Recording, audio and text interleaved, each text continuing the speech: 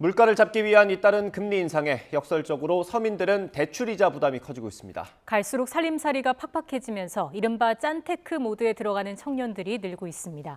정철진 경제평론가와 함께 자세히 짚어보겠습니다. 어서 오십시오. 네, 안녕하십니까. 네.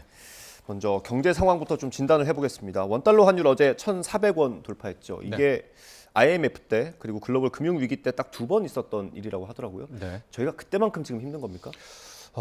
글쎄요. 뭐 위기의 경중을 비교하기는 힘들지만 각종 원인을 보도록 하겠습니다. 97년에 있었던 IMF 외환위기는 동아시아 국가들에 있었던 외환위기였었고요. 그다음 2008년 말에 있었던 세계 금융위기는 미국의 서브프라임 모기지라는 파견 상품이 터지면서 터졌던 신용위기, 금융위기였었습니다. 예. 지금 위기는 뭐냐? 인플레이션 위기입니다. 네.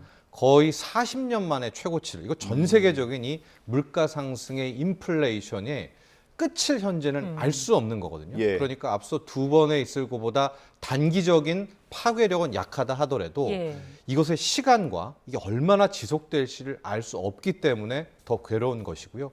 우리가 앞서 두 번의 위기 때도 그랬지만 이렇게 전 세계적인 위기가 찾아올 땐 달러 혼자만 힘을 내는 경우가 많이 있고 이번에도 뭐 그런 패턴, 법칙이 또 그대로 적용되고 있습니다. 그러니까요. 상황이 이렇다 보니까 환율이 앞으로 또 더 오를 것이다. 이렇게 전망하는 분들이 많더라고요. 네. 원달러 환율 기준으로 일단 한 1,320원에서 1,350원 선이 깨지고 나서부터는요. 뭐 기술적 분석은 큰 의미가 없습니다. 왜냐하면 IMF 때가 2,000원, 금융위기 때 2008년이 1,600원, 그리고 코로나 때가 1,300원. 그러니까 일단 1,300원을 다시 깼다라는 것은 이후부터는 이제 어디까지 올라갈 수는 알지 모르는 이제 그런 상황이고 어제 이제 1,400도 넘었고요. 그러니까 뭐 현재로서는 뭐 일각에서는 1,420원, 1,450원 유튜브로 눈을 돌리면 뭐 1,500원 그 이상도 있지만 현재는 일단은 달러 강세가 꺾이지 않는 한 어디까지 갈 수 없는. 그러니까 뭐 예측이 일단 힘든 뭐 그렇다 이렇게 볼 수 있겠습니다. 그 마음속에 가지고 계신 숫자가 있으실 것 같은데. 예, 글쎄요. 저는 좀 과하다고 보거든요. 이 1,400 자체로. 그러나 이 달러 강세를 꺾을 수 있는 건 현재 유로화와 파운드와 엔화가 역설적으로 힘을 내는 수밖에는 없거든요. 근데 지금 유럽으로, 영국으로 눈을 돌려보면 글쎄요. 지금 뭐 미국만큼 긴축을 할 수 있는 것도 아니고 유로화, 파운드화가 급작스럽게 올라갈 만큼 경제 현안이 굉장히 나쁘거든요. 그렇다면은 현재로서는 미국 스스로 달러를 약해지게 하는 조치를 취하던가, 뭐 다시 한번 유동성 공급이라 이러던 거, 아니면은 뭐 극히 가능성은 희박하지만 정치적인 데서 찾아보는, 가령 러시아, 우크라이나가 뭐 휴전 발표를 한다든가라고 하는 뭐 이런 빅 이벤트가 없는 이상 현재 나오고 있는 이 킹 달러 초초 강세를 꺾을 수 있는 재료는 크게 보이지 않습니다. 큰 변수가 있지 않는 이상 사실 뭐 딱 떨어지는 예측은 좀 힘든 상황이고요. 미국이 또 이렇게 금리를 크게 올리면서 우리나라와 미국의 기준금리가 역전이 됐고요. 뭐 무조건 그 큰 폭을 따라가지는 않더라도 어느 정도는 좀 발맞춰 가게 될 거 아니겠습니까? 우리나라도. 우리나라 얼만큼 더 오르게 될까요? 어제 이창용 한국은행 총재가 굉장히 중요한 말을 했습니다. 우리 한국은행은 미국의 계속되는 긴축에도 그대로 이제 올해 2번 남은 금융통화위원회에서 베이비 스텝 0.25%포인트를 갈 거다라고 이제 계속 로드맵을 제시를 했는데요. 어제 이창용 한은 총재는 전제 조건이 바뀌었다. 그래서 빅 스텝도 고려한다는 이야기했습니다. 이때 전제 조건은 뭐냐? 미국의 연말 기준금리의 이제 그 전망치가 높아봐야 4%뭐 이렇게 우리가 예상을 했는데 이제 점도표라고 하죠. 연준 위원들 19명이 찍은 점을 좀 보니까 올 연말에 4.4%, 4%를 훌쩍 넘을 가능성이 굉장히 높아진 겁니다. 이렇게 되니까 한국은행도 당장 다음 달 우리가 자이언트 스텝을 밟을 수는 없고요. 펀더멘털 때문에 0.5%포인트 가능성이 뭐 거의 확실하다 이렇게 보여집니다. 우리 금리도 계속 오르면서 집값은 하락세가 좀 뚜렷해지는 것 같습니다. 특히 걱정되는 부분이 좀 무리해서 내 집 마련하신 분들 빚이 많을 거 아닙니까? 지금 주택담보대출 이자는 얼마나 돼요? 그렇죠. 우리나라 가계부채가 1,900조에 육박을 하고요. 이 중에서 거의 한 70%는 집과 연관된 주택담보대출입니다. 어떤 식으로든. 또 이 주택담보대출 금리의 70%는 변동금리고요. 6개월, 1개월마다 이제 바뀐 이제 금리를 받아보고 여기에 따라서 원리금 이자를 내야 될 텐데 원금과 이자를 지금 뭐 1%포인트 이상씩 뚝뚝 올라간 그런 상황이 됩니다. 그러니까 변동금리 대출자들은 뭐 굉장히 이미 바뀌신 분들도 당혹스러운데 예. 문제는 지금 미국의 금리 인상이 내년까지도 이어질 것 아니겠습니까? 네. 그럼 우리도 이어진다면 시중 대출 금리가 이미 상단선이 주택담보대출 금리입니다. 6%를 넘었는데 7%까지는 열어놓고 봐야 되지 않을까라고 한다면 글쎄요. 이런 금리에서 누가 집을 사겠습니까? 집은 대부분 대출을 받아서 네. 사는데요. 신규 수요도 줄어들고 예.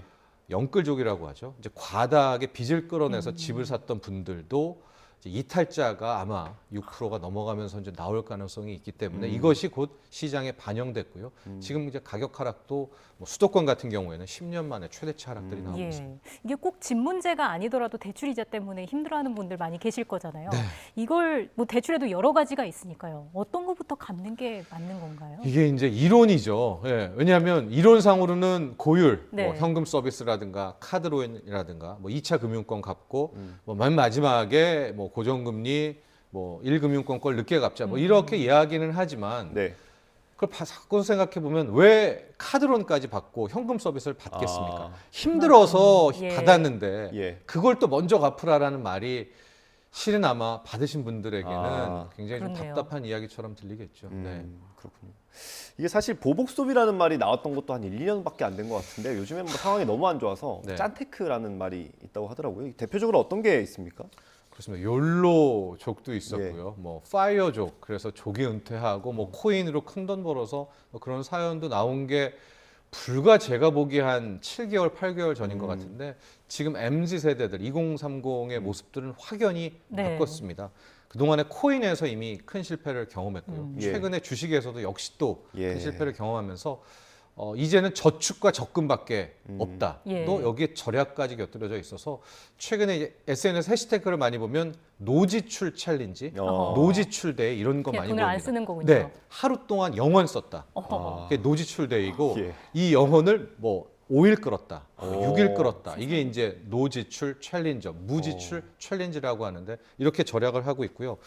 적금을 이제 MZ들은 워낙 저금리를 살아왔기 때문에 네. 은행과 거리가 멀었잖아요. 예. 그런데 적금 상품 중에서는 최근에 뭐 연 4.5%, 그 이상도 나오고 있거든요. 그래서 적금으로 많이 눈을 돌리면서 이것도 한 10년 전에 많이 책에서 나왔던 건데 예. 풍차 돌리기 적금 이게 10년 전에도 있던 얘기입니까? 그땐 이제 뭐 꽤- 그러니까 2008년만 예. 금융위기 터지고 2010년 막 11년에는 그래 적금밖에 없다. 왜냐면 주식이 대폭락을 했잖아요. 예. 그때 나왔던 뭐 적금 풍차 돌리기, 또 신용카드 풍차 돌리기 이런 쪽으로 또 많이 눈을 돌리고 있는 그 거죠. 개념 설명을 좀 더 해주세요. 그 적금 풍차 돌리기라는 게 정말 한 10년 전에는 굉장히 많이 유행을 했던 건데 예. 이제 한 6개 정도의 적금을 듣는데 순차적으로 드는 겁니다. 1년짜리 적금을 드는 건데요. 첫 달에 하나를 들어요. 예. 2개월째는 만약에 10만 원이라고 하면 2개를 듭니다. 예. 그럼 이제 이분은 이제 2달째부터 20만 원이 나가겠죠. 네네. 석 달째 하나를 더 듭니다. 그러면 이미 3개가 됐죠. 예. 넉 달, 5달에서 6개월에서 6개의 적금을 들어요. 예. 그럼 6개월부터는 이제 60만 원씩 적금을 부어야 네. 되잖아요. 그걸 1년까지 채우려면 굉장히 버겁지 않습니까? 그렇죠. 예. 근데 7, 8, 9, 10, 11을 어떻게든 버티고 나면 아. 그 다음부터는 만기가 되면. 첫 달째 만기가 오면서 두 번째, 세 번째를 지급하고 두 번째 달께 만기가 되면서 이게 뭐 딱히 복리 효과가 있는 것도 아니고 뭐 이자가 뭐 한 대단한 것도 아닌데 그럼 왜 이 풍차 돌리기, 적금 예. 풍차 돌리기를 하느냐? 이게 돈 모으는 방법입니다. 아. 이렇게 6개를 하고 마지막 6개월을 어떻게든 채워 넣으면 첫 달께 만기가 오면서 이제 돈을 모아 놓으니까 이제 뒤에는 절약이라든가 앞서 말한 것처럼 이제 그렇게 적금을 막 이렇게 드는 적금 풍차 돌리기도 꽤 많이 지금 다시 유행하고 어쨌든 있습니다. 그거를 하기 위해서는 또 돈을 안 쓰게 될 테니까요. 절약하게 돼야죠. 네, 맞습니다. 적금을 넣는 동력을 스스로 만들어내는 그런 그렇죠. 형태네요. 예, 그렇습니다. 전 기사 봤을 때 몰랐는데 설명을 해주시니까 알 것 같습니다. 네, 예. 굉장히 똑똑합니다. 네, 네. 하려면. 네. 카드도 뭐 풍차 돌리기가 네. 있다고 하던데. 신용카드 풍차 돌리기는 요즘에 이제 신용카드를 신규 가입을 하게 될 때는 뭐 캐시백을 준다던가 뭐 혜택들이 혜택 있습니다. 있죠. 2개월, 3개월 내에. 그것들 받고 그걸 혜택을 다 누린 다음에 예. 해지하고 아하. 그다음에 B 카드를 또 듣고 소위 말하는 꿀을 또 단꿀을 빼먹고 또 해지하고요. 예. 이런 식으로 이제 MZ 세대들이 신용카드를 돌려 막기가 아니라 돌려 가입 해지, 가입 해지를 반복하는 것을 또 신용카드 풍차 돌리기라고 하더라고요. 근데 그렇게 하면 카드사는 얻는 게 뭐예요? 그렇죠. 카드사는 이제 이런 겁니다. 그러니까 우리는 이렇게 하면 아, 신용카드사는 손해만 보겠지라고 하는데 예.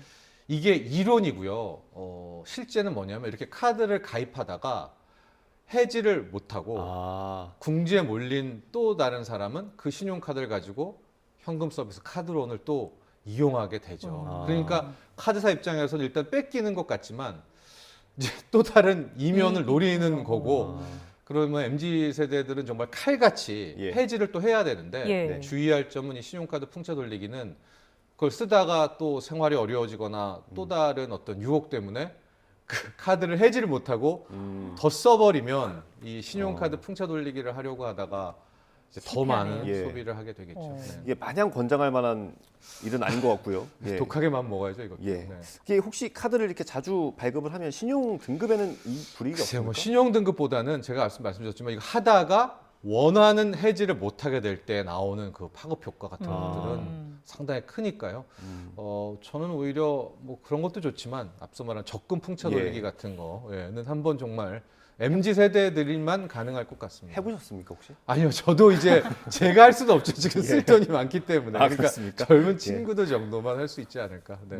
뭐 이런 이야기가 나온다는 것 자체가 그만큼 경제 상황이 좋지 않다는 얘기일 거잖아요. 네. 앞으로 전망을 어떻게 볼 수 있을까요? 물가가 잡혀야 될 것 같습니다. 그러니까 물가가 잡히는 게 뚝 떨어지는 게 아니라요. 적어도 꼭지. 그러니까 여기가 정점이다라는 걸 확인을 하면 금융시장이랑 시장도 안정을 하고 먼저 움직이게 되죠. 근데 예. 문제는 지금 그 정점이 확인이 안 된 것 같습니다. 네. 미국에서도 지난 7월 뭐 9.1이 정점인 것 같이 보이지만 근원 물가는 지금 안 떨어지고 있어서 지금 이 사단이 나고 있는 거거든요. 주식시장이 폭락하고 예.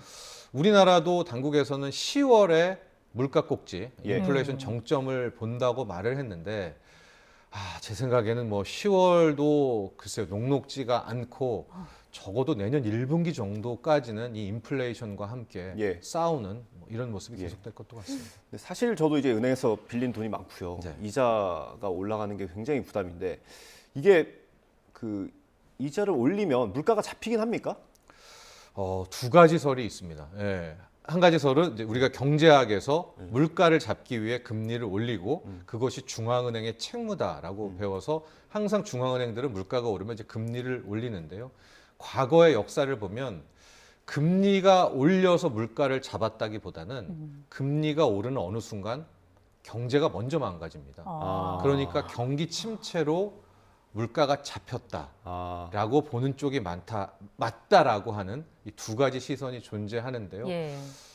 제가 이렇게 봐도 지금 연준의 연방준비제도 이사의 스탠스를 봐도 금리를 올려서 물가를 잡는다는 측면도 공식적으로 선포는 하지만 그 이면에는 경기를 훼손시키서라도 한 2, 3개월 정도의 짧은 침체를 통해서 일단 물가를 한번 잡아보고 싶은 그런 속내도 있지 않을까라는 생각을 그럴 수 해봅니다. 있겠네요.